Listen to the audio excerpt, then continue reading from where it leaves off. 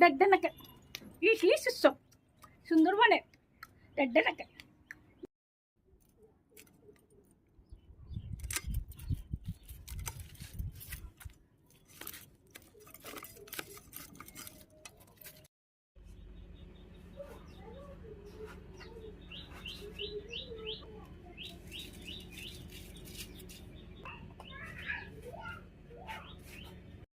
তেল দিয়ে যেখানে চাল কুমড়া সিদ্ধ করে নিয়েছি, ইলিশ মাছের ঝোল দিয়ে করবো। আর কালো জিরা দিয়ে ফোড়ন দিলাম।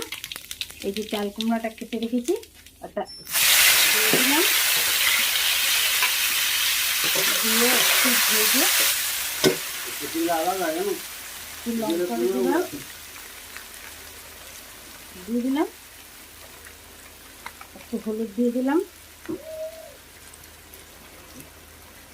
নুন দিয়ে দিলাম। কষালো টক হয়ে যাবে, এখানে বেশি কথা বলে আবার জল ধরে দেবো।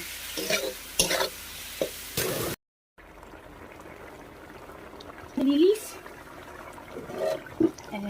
রান্না হয়ে গেছে।